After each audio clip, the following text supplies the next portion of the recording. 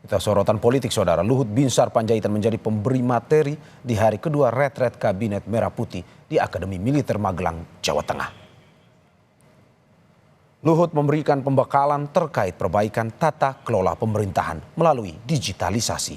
Ketua Dewan Ekonomi Nasional dan penasihat khusus Presiden urusan investasi ini turut menyampaikan pengalaman termasuk saat menangani krisis COVID selama berada di pemerintahan Presiden Joko Widodo.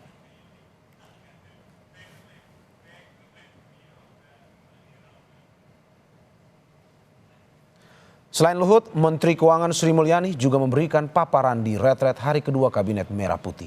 Sri Mulyani membahas tema terkait pengelolaan keuangan negara dan strategi fiskal yang berkelanjutan.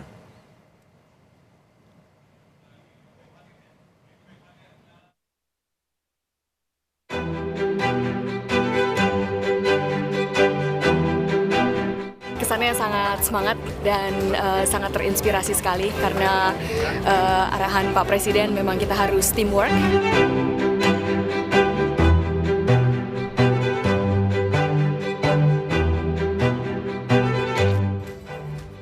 Jajaran Kabinet Merah Putih menjalani retret hari kedua di Akademi Militer Magelang, Jawa Tengah. Sama seperti hari pertama, para menteri, wakil menteri, kepala lembaga, utusan dan penasihat khusus Presiden memulai hari dengan olahraga dan latihan baris berbaris. Rangkaian kegiatan pembekalan ini pun menjadi tantangan tersendiri bagi para peserta. Bangun jam 5 subuh, habis itu tidur lagi kan, nanti bangun jam 7. Nah ini enggak ini, kita tidur jam 2, jam 4 udah bunyi.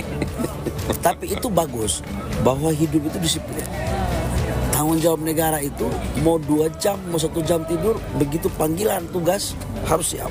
Saya sangat semangat dan sangat terinspirasi sekali karena arahan Pak Presiden memang kita harus teamwork dan saya rasa kita berolahraga bersama dan bertinggal bersama ini adalah suatu yang sangat efektif untuk kita bisa memulai teamwork, termasuk secara literally kita baris bersama harus berirama dan itu pasti saya rasa akan ada manfaatnya untuk ke depan bahwa kita harus berirama.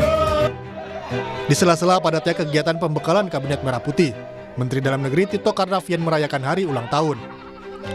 Dalam akun Instagram Wakil Menteri Kependudukan dan Pembangunan Keluarga Isyana Bagus Oka, terlihat Tito diguyur oleh sejumlah menteri di Kabinet Merah Putih.